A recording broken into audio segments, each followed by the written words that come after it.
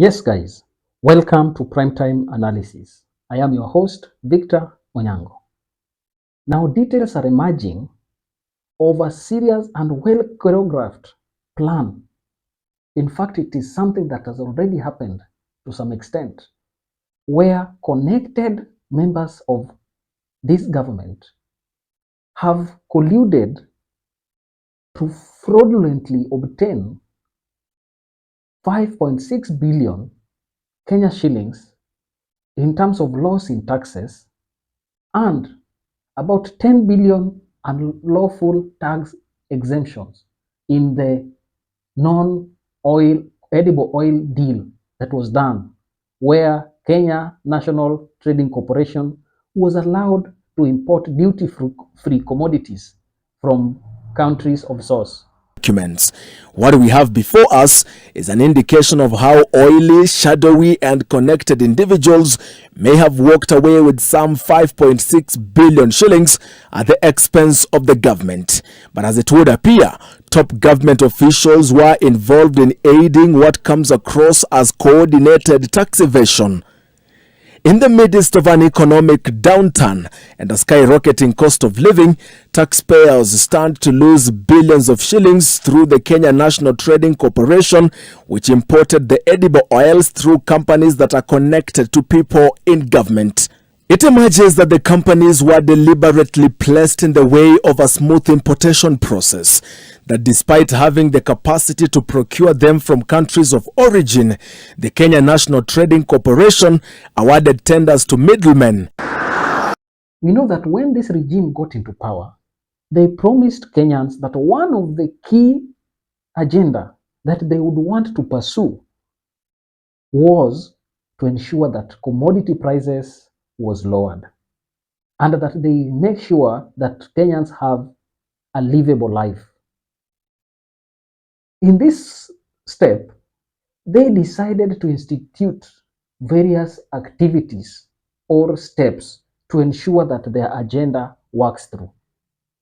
We know that one of the mostly publicized ideas that they implemented was the government to government deal, where they are obtaining petroleum products from the Saudi Arabia and the Gulf countries.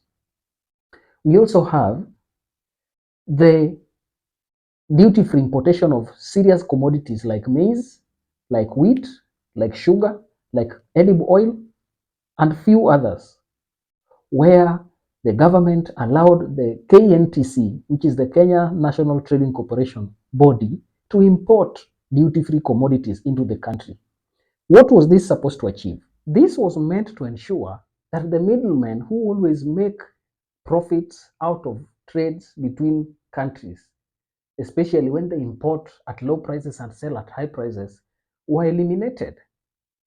And first of all, before the government gave this okay that edible oil was to be imported, Moses Kuria got into an altercation with local manufacturers of edible oil.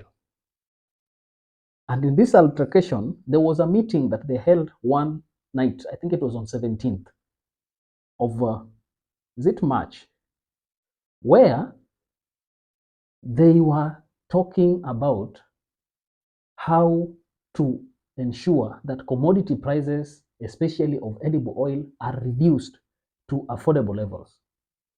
But sources from that meeting told us that the members of the association governing, or the body that governs edible oil manufacturers, the members walked out on the cabinet secretary, and this made him furious. But one thing that is revealed from this walkout is that there was a tiff between the current regime and the previous regime, where the current regime wanted to also have control of this industry. And it was shared that the minister was in one way or the other proposing a way in which the current regime, some individuals in the current regime, could get part of shares from these companies or in this business. And when these people walked out and avoided and said they cannot budge to that, the minister got furious, sent them serious tweets, online on his Twitter handle, and the government went ahead to import this oil. Let me read for you the tweet by Moses Kuria.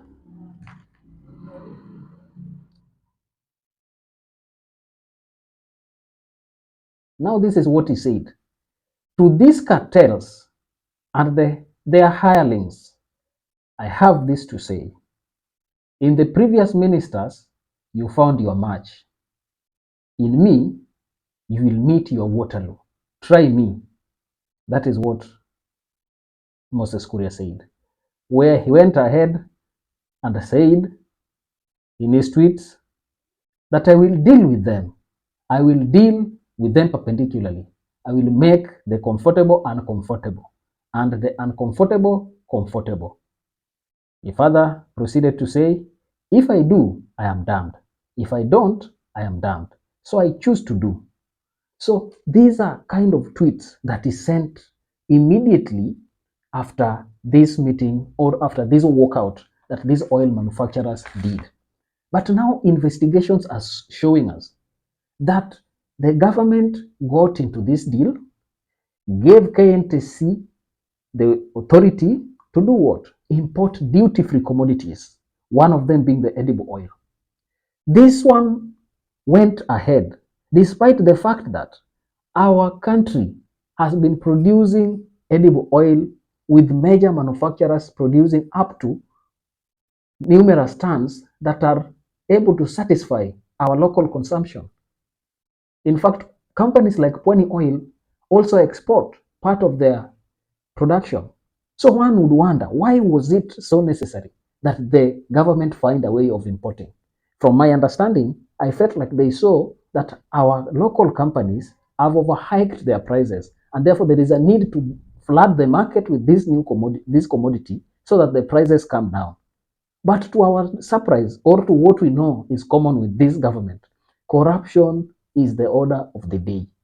Everything and everywhere a deal is happening, you will always find them there. One thing that turns out is that the commodity that was imported, like right now, 20 liters, 20-liter jerrycan of edible oil is costing roughly 4,100 Kenya shillings. But if you hear the price that they wanted to sell it, or they sold it to Kenyans, to the retailers, they sold it at what? 4,870 Kenya shillings. So what does that mean? The imported oil has become higher in price, and therefore there is no way it can lower the prices of our commodities in the country. So it is flooding the market, yes, but it is flooding at a high cost. And therefore, if it is supposed to be sold, it only means that the government must find a way of lowering that cost. And when that happens, there is a loss that is going to happen. Mind you, we are told from the investigative that is done here that the government, the importers, because there were companies that KNTC single sourced to get these commodities from countries like Malaysia and those others. But they imported a jerrycan of that oil at $20. Then what did they do? They sold it to the government at $26. What does that mean? The importers are going to make an increase of $6. Now, this is business, and I don't want to argue against them putting a $6 charge on the importation. But the question here is, KNTC did have authority and ability to go directly and source these commodities from the country of origin. So because of the dilly-dallings and the deals that were done by the Minister of Agriculture and the Minister of Trade, they ensured that certain well-connected companies, and these companies are listed. One of them is Multicommerce F2C, another one is Charma Holding Limited, another one is Shehena Trading Commodity. These ones are said to be linked to powerful members of this government. We know what our country is reeling from right now. We are told the other day when Njuguna was reading the budget, he told us that we prepare for tough times ahead. But when we are preparing for tough times ahead, our leaders are colluding to defraud us. Is this fair? Surely. We really need to find a strategy of ensuring that we work against such kind of acts. Now you realize that we are going to lose up to around 6 billion in taxes that if we would have gotten directly, we would have saved. Then again, when production or when introduction of these commodities come in large numbers from external countries, foreign countries, one thing happens. We know that the local companies make and pay taxes. In fact, they said when they were protesting against this order that they give the government up to $53 billion annually. Look at that. They also employ directly and indirectly around 40,000 Kenyans. Now, where you have 40,000 Kenyans, you also have 53 billion in what? In payment of taxes. Is it worth losing that just because you want to create an opportunity for corruption? I think William Ruto must organize his government and be serious from the onset to fight against corruption. I have doubts whether he will manage to fight against it because you remember we were warned against having such kind of decisions, but he is our president right now. He must set up his government to avoid such high level of corruption that have started happening. Remember, also a member of cabinet from central Kenya, you can guess who that is, was associated also with the poisonous sugar that was sent to the market. Nothing has happened. William Ruto just scared some people by telling us that he has suspended. We do not have any concrete report, any status update on how corruption cases are going or investigations are going in those kind of activities.